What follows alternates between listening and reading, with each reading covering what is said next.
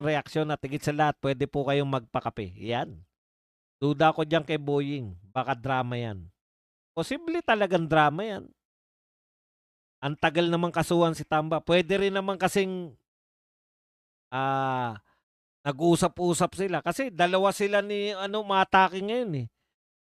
Boss, nag-playing safe lang si Boying o nagdrama lang? Puwede po lahat 'yan, eh. Puwede po mangyari 'yan. Puwede rin tayong biglain ni Boying, 'di ba? Para mag-appear siya na hero. Lahat talaga posibilidad.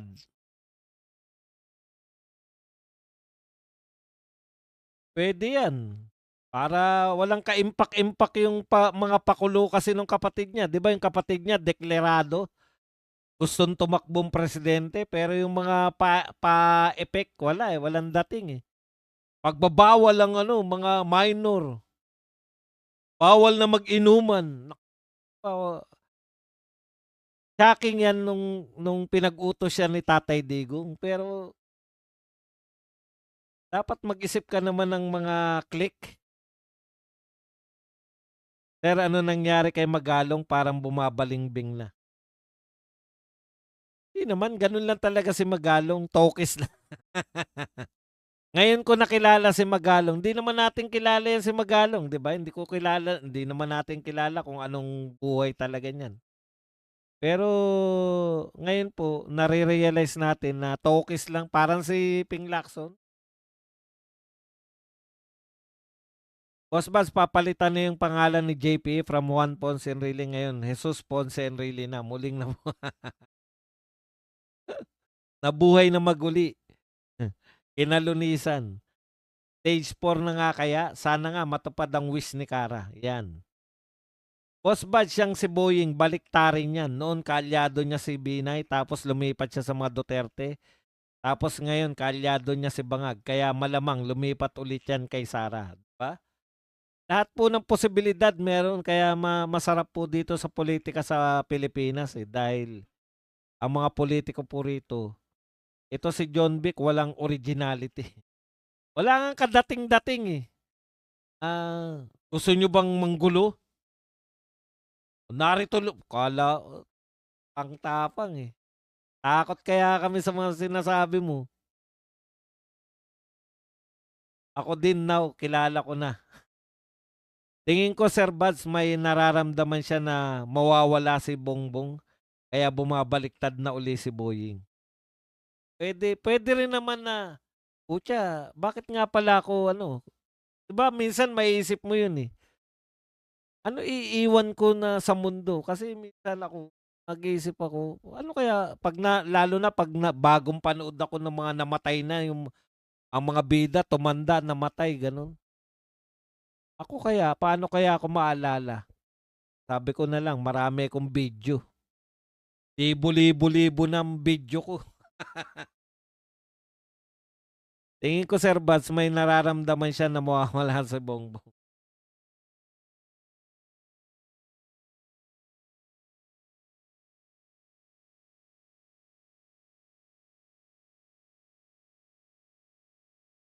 Grabe 'no, 160 per litro,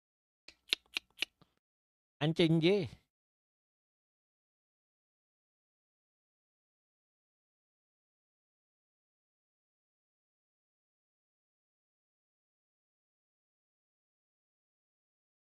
Boss Bad, si Magalong and Vince Dizon magagaling 'yan nung panahon ni PRRD.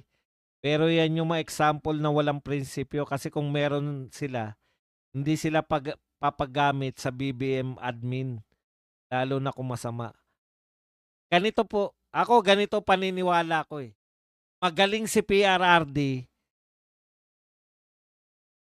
sumabay naging sumabay sila parang si Yorme, 'di ba? Naglilinis si PRRD sa Manila Bay, sumabay siya ng linis-linis.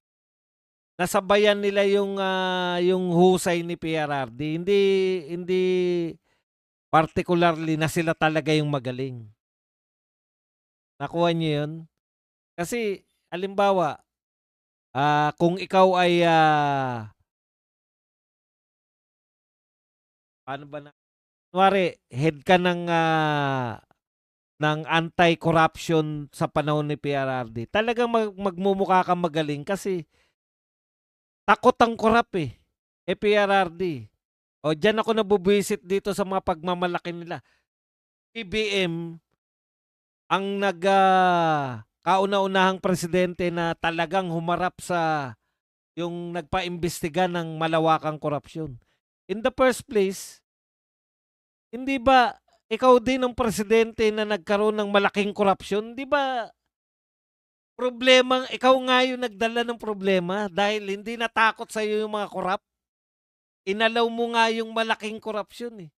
Bakit parang ikaw na nga yung nag-create ng sitwasyon dahil ikaw ay tingin ng mga magnanakaw, kayang-kaya kanila, palusutan, o dalawa lang yan eh.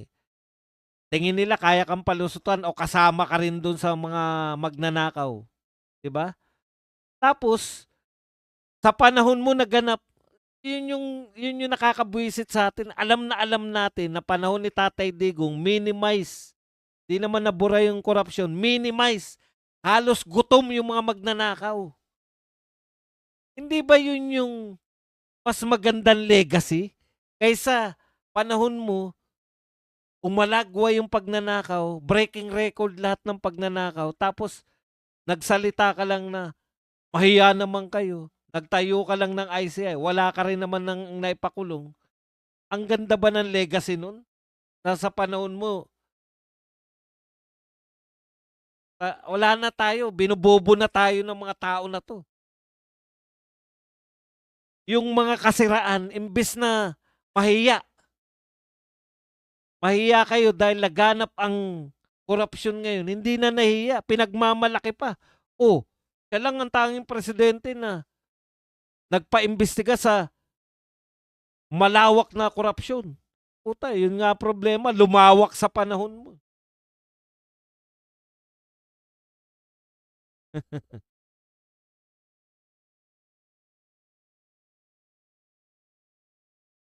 Boss Bad, si Magalong and Vince. Hi Badong, ano na nangyari sa KOJC? Okay lang ba sila? Okay lang bang kingdom nila? I hope so. Ayun po, panalangin din natin lahat na sana po hindi matuloy yung, alam nyo may trauma pa yung mga KOJC members eh. Kaya pag nakakabalita po sila na dadalaw yung mga government official sa kanila, iba na po kagad yung iniisip nila. Baka matulad na naman sa dati. Sana po wala naman, hindi naman maulit.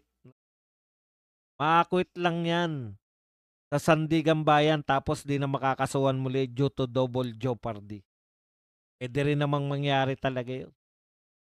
Pero ako po, yung makulong lang kahit ilang buwan kasi non-bailable yung mga kaso nila eh. Parang yung kay Dilima, nakulong ng 7 taon. Yung makaranas lang sila na makulong, masaya na ako eh. Lalo na yan, putya, sa labas nga, namamayat na eh. Di ba? Nangangayayat nila sila sa labas. Hindi po sanay na ano yan. Hindi po sanay sa hirap ng buhay. Staying safe na siya. Sir, nararamdaman na nila lalong lumalakas sa tao si BP Sara. Napanood mo sir, inadapt ng Ipugaw si BP Sara. Paano hindi lalakas si BP Sara? Tignan nyo po kung gaano kabugok, lalo na partikular na grupo yung mga Dilawan Kakamping. Kung hindi ba naman kayo bugok, given na yon, palpak si Pinoy. Kaya talagang kung palpak yung presidente, yung anointed one niya, malamang matalo. Di ba? O una yun. Ikalawa, si Tatay Digong. Ano ba ang ginawa nila nung natalo sila? Talo sila kay Tatay Digong, di ba? Talo yung si Marojas. Okay. So anong ginawa nila nung para magpalakas ng puwersa? Kasi ang lakas nila eh. Panahon ni kumbaga yung puwersa ng mga Dilawan mula pa kay Cory, talagang hindi po nawawala yan. Kanila pa si Ramos, continuation. Hindi po sila nawawala sa eksena. Tatay Digong, natalo sila, presidente si Pinoy, tapos natalo sila. Ano ang ginawa nila? Papakita ko lang po sa inyo kung gaano kabugok yung kalaban natin. Bakit si VP Sara number 1? Kahit walang binabayarang media, kahit walang binabayarang vlogger, number 1 si VP Sara. Bakit? Yung mga kalaban natin, engot. Lalo na yung mga dilawan. Eto si BBM, napatunayan lang natin na ang nagdala sa tandem nila si VP Sara. Kasi presidente na kita mo. Ngayon pa lang, wala siyang maa-anoint na malakas. Dapat ang lakas-lakas ni Martin. 'Di ba? Kasi siya yung kamag-anak eh. Bakit bugok? Ibig sabihin, isang deal lang po si VP Sara, sa totoo lang po, ay si BBM, talagang hindi na po masosolian hindi na po madodoblehan ng mga Marcos pa ulit kasi hindi naman sila nagpanalo sa nila si VP Sara. Kahit hindi nyo tanggapin yan. Sasabihin nyo, paano hindi yan? Hindi nila matanggap di ba? Hindi naman nila paliwanag. Napakasimple lang po. Bakit number 1 pa rin hanggang ngayon si VP Sara? Bakit si BBM wala na? Ganun lang po yun eh. Ngayon, ang may puwersa talaga yung mga dilawan, di ba? Di nawawala yung puwersa nila. Kahit wala pa yung pagmumukha ko, hintayin nyo na.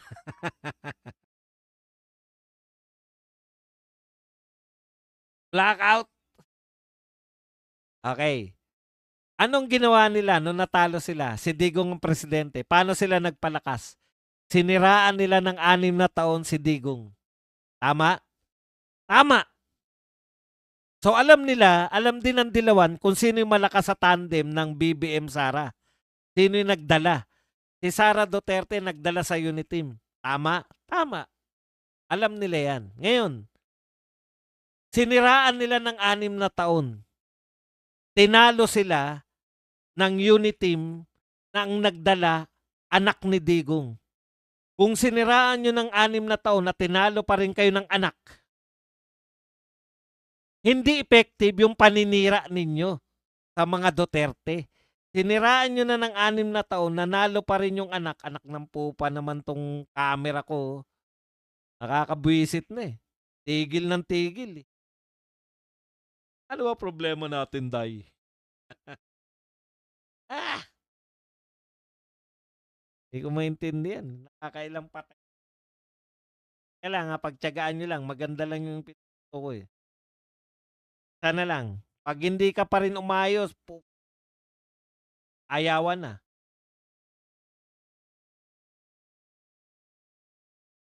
Luwag na kasi araw-araw ginagamit eh. Okay.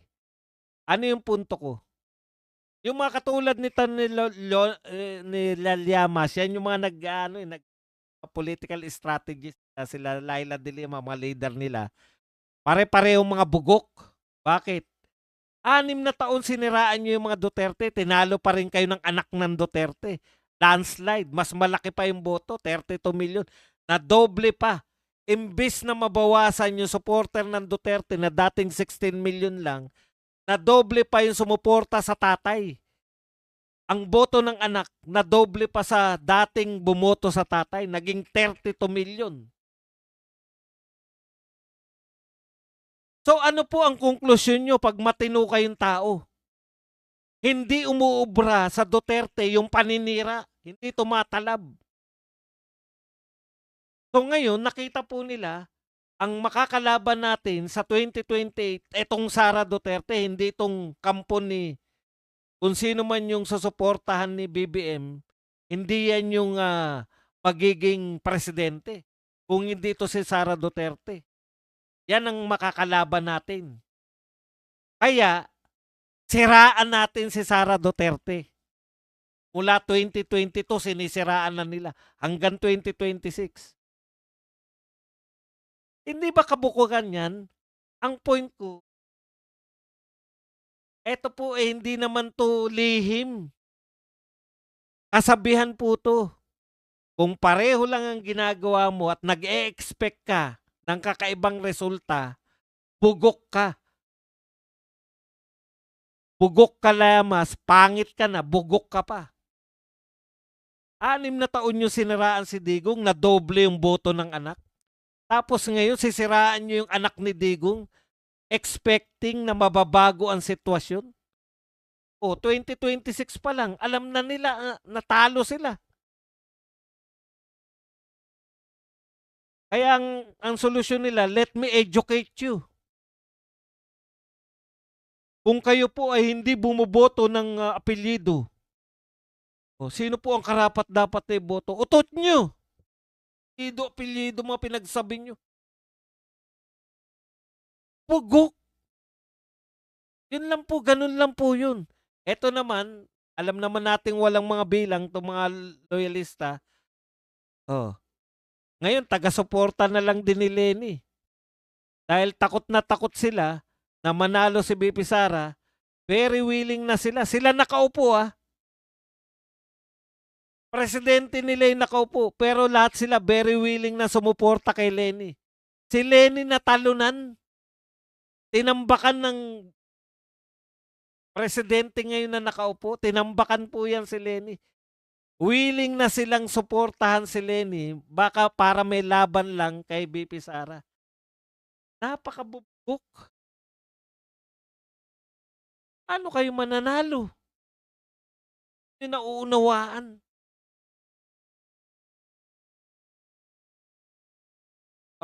Isa pang kapalpakan nila. Before to, ang sabi nila, Marcos magnanakaw. Marcos mamamatay tao. Marcos, panay kasiraan, di ba? Guinness Book of World Record. Wala naniniwala na sa kanila kasi nakalimutan na ng tao yung sinasabi nilang Marcos. Senior Marami sa mga inaaralan nila na Marcos magnanakaw, hindi umabot na kay senior. Eto, chance nyo na to, napatunayan na Marcos magnanakaw. Tahimik sila lahat. Bakit hindi magiging number 1 si BP Sara? Lahat ng political, ayun, napalo ko po. Pasensya na kayo. Hindi ko po napigilan, napalo.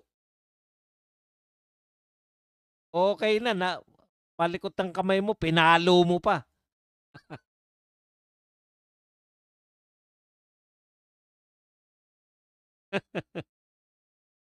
Alam ko po problema.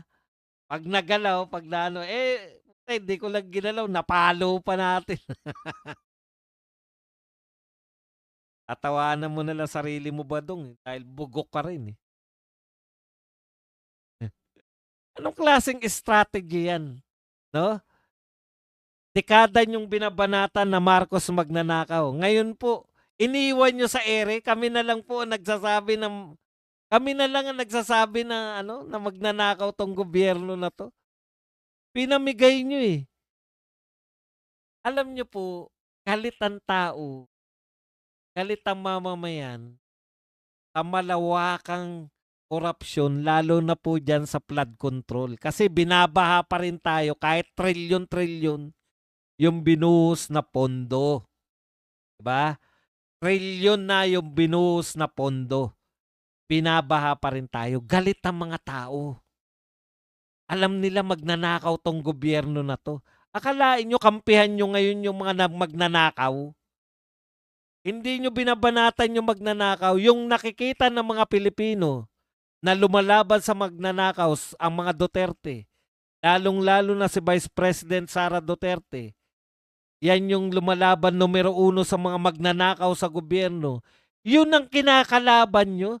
Tapos mag-expect kayo sa tao na kayo iboboto. Mga bugok. Ngayon lang ako nakakita niyan. Galit ang tao sa administrasyon dahil panay magnanakaw. Kinampihan nyo tapos ang kalaban nyo, yung kumakalaban sa mga magnanakaw. Kaya walang kahirap-hirap si BP Sara Hindi po kinakailangan gumimik, hindi kinakailangan humawak ng itak at magtabas. Hindi kinakailangan sumakay ng bus at tumawak ng ballpen.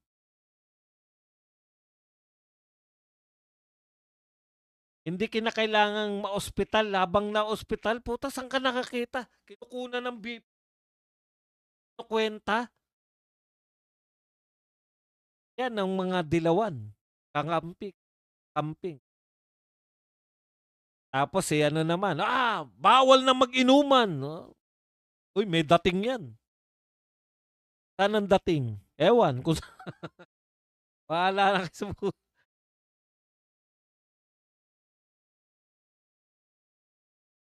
sa comment ko. Ngayon mas lumulutang ang tunay na kulay ng dilawan, wala talagang prince. Baka yung kandidato nila walang last name, alien. Pero ang tawag diyan, suicide strategy. Pambangag sa kanila. Wala. Kain suka, kain tayo sila, sir. Yun na nga eh. 'Di ba? Yung isinusuka ng sambayanan, talagang pinartner nyo pa, wag malikot, buds. Yung kamay mo, sir, ang likot. Mga viewers, pindot likes like. Sir, yung mga kain-tain na kampwit, at makakaliwa, walang credibility noon. Lalo na wala credibility ngayon. Maogag sila. Sa takot nila sa another Duterte presidency, na-isolate nila yung sarili nila sa tao. Umampi sila dun sa para siraan lang si Duterte. Kung ako dilawan, and ako strategist nyo, babanatan ko yung Marcos. Contest na lang kami ng mga Duterte kung sino makakakuha sa tao. At least may laban ako. Eh dito sa ginawa nyo, kinampihan nyo yung mga Marcos. Ano laban nyo ngayon sa susunod na eleksyon? Wala. Walang originality si John Vic. Correct. Good day po, Sir Badong. Like po as always. Lumang style pa rin ang pag ginagamit na political strategy ng mga kakampangit. Boss Buds, bukugok din si Lenny. Kapag nagpapakuha ka ng BP, ang sinasabi ng nurse, relax mo lang yung kamay mo. Si Lutang, iba talaga, nagsusulat pa. Yun na nga eh. Diba relax nga, inire-relax. Papapwestuhin pa yung kamay mo eh. Si Guanzo na matalino. Diba? Si Guanzo na matalino, dilaw na dilaw yan. Sabay nagdeklara, tatakbo siyang senador. Sa mga, nung unang sinabi niya yan, una niyang sinabi ganito eh. Nag-a-apply nga ako na spokesperson ni BP Sara. Ha? Ano ka mag-a-apply? Anti-Duterte ka, di ba? Yan yung reaction ko dati. Pucha, natyaga niya yung mga tao. Halos araw-araw, binabanatan si BBM, si Martin. Lahat ng mga, binabanatan niya, di ba? Natyaga niya yung mga Duterte supporters eh. Napabilib na niya eh. Na hindi niya po inaamin na siya ay hindi niya po itinatatwa yung pagiging dilawan niya. Boss, kaya sila kumampi sa mga Iskoyan at Pacquiao kay BP Sara sa 2028. Maintindihan? Boss, posible ba na lumipat pa pala to? Kaya sila kumampi sa admin. Napagdugtong ko. Ito muna, kay Vic Adams muna. Boss, kaya sila, ang nabasa ko ganito, boss, kaya sila kumampi sa mga Iskonians at Pacquiao kay BP Sara. Okay. Vic Adams, boss, kaya sila kumampi sa admin kasi bahagi din sila sa mga maleta. Pwede. Pwede talaga kasi tinuro sila eh. Boss, posible ba na lumipat mga Iskonians at Pacquiao kay BP Sara sa 2028? Hindi ko po alam. Hindi ko po alam kung paano mag-isip yung mga Iskonians. Hindi ko po. Pero marami kong kilalang vlogger. Ito mga vlogger na kasama ko. Si BMR, tsaka to si Bisdak. Dati silang Isko, di ba? Ngayon, nasan sila? Duterte. Marami namang Iskonian na Duterte. Kaya, si Pacquiao naman, ewan ko kung may solid talaga na Pacquiawan.